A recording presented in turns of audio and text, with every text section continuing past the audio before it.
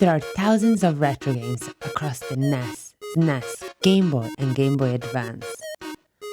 But some of the best ones came and went without anyone noticing. Whether they released only in Japan, got overshadowed by bigger titles, or were simply too weird for mainstream audiences, these games slipped through the cracks. And today, we're opening the vault on 10 forgotten retro gems that absolutely deserve another look. Let's jump in. Number 10. Umihara Kawase. We start with one of the most mechanically fascinating games on the Super Nintendo, Umihara Kawase. At its core, it's a simple platformer, but everything revolves around a stretchy, physics-driven grappling hook made from the protagonist's fishing line. The game expects you to slingshot yourself around surreal floating worlds using real, dynamic rope physics that still feels surprisingly modern today. There's no combat in the traditional sense, just movement. And once the mechanics click, the game becomes unbelievably satisfying. It was Japan only until 2015, when the Microsoft version was finally released worldwide. Barely promoted and completely misunderstood in its time. But today, it's a cult classic, especially among speedrunners who treat it like an art form. Number 9. Trip World. On the Game Boy side, Trip World stands out as one of Sunsoft's prettiest creations, and one of the most mellow. There are enemies, sure, but most barely react to you. The entire thing feels like drifting through a living illustration, full of expressive animation and soft, whimsical music. Yakopu's transformations give the game bursts of creativity, but the real magic is how relaxing it is. It's more of a vibe game than a traditional platformer. Since a limited amount of units were produced and the game was released only in Japan and Europe, the physical cartridge has become notoriously expensive. But the experience itself, quiet, peaceful, and unforgettable. Number 8. Euphoria the Saga. Next up is Euphoria, a Metroidvania-style platformer. The game was initially released only in Japan, Europe, and in Australia. The art has a charming claymation look, and the cast of oddball characters each bring unique abilities that you can switch between as you explore a quirky, interconnected world. What stands out most is the personality. Every area feels strange and playful. The dialogue is funny, and the soundtrack is surprisingly catchy. Because it never hit North America on NES, it stayed obscure for decades.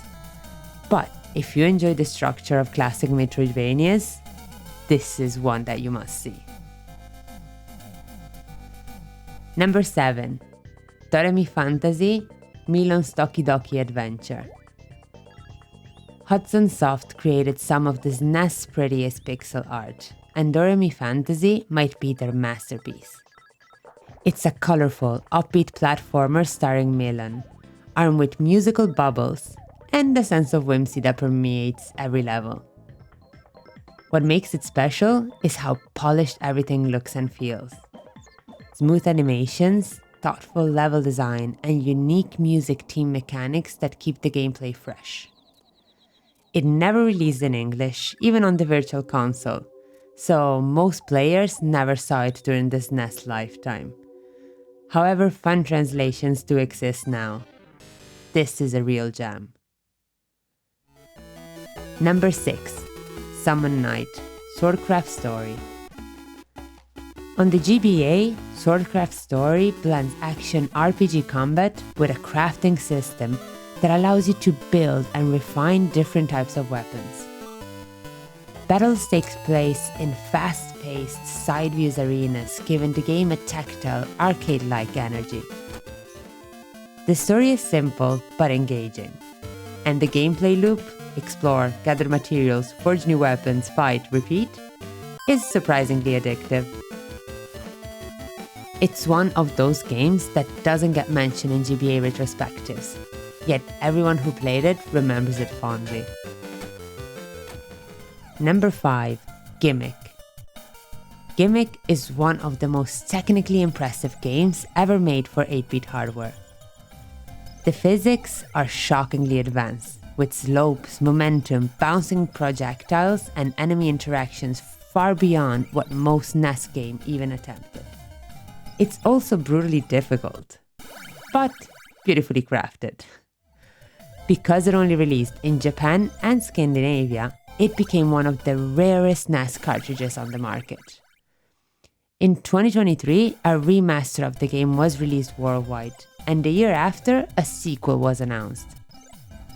Today, it's recognized as a late-era NES masterpiece that pushed the console to its absolute limit. Number 4. Ninja 5-0.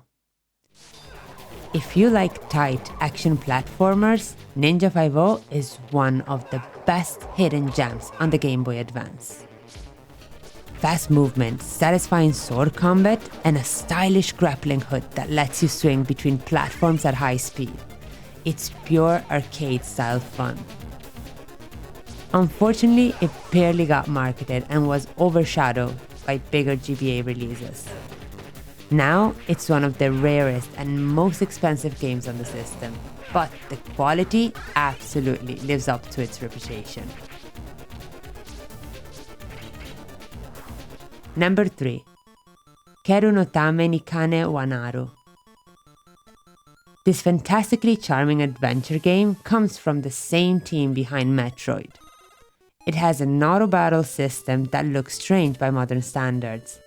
Characters literally bump into each other until one of them is pushed out of the frame.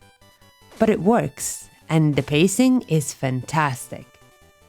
The transformation mechanics, the comedic storytelling, and the warm, adventurous tone give the game a personality that stands out even today. Fan translations have helped it reach a wider audience, but it still deserves more recognition. Number 2. Aero Fighters. Aero Fighters is a sleek, polished vertical shmup with multiple characters, branching path, and smooth, responsive gameplay. It's fast, satisfying, and full of quirky pilots, including a talking dolphin. This NES version is extremely rare and expensive today, but the gameplay still holds up incredibly well. If you're curious how good a 16-bit shooter can feel, this is a great example. Number 1. Clock Tower. Topping the list is Clock Tower, a Japan-only survival horror game that predates many modern horror conventions. You play as Jennifer, navigating a mansion while a horrifying killer known as the Scissorman stalks you in real time. It's slow, atmospheric, and full of tension. This NES version is the origin of the franchise, and you can see the DNA of modern cinematic horror right here, long before the genre exploded on PlayStation. These 10 games represent only a slice of the forgotten retro catalog, and each one brings something unique to the table.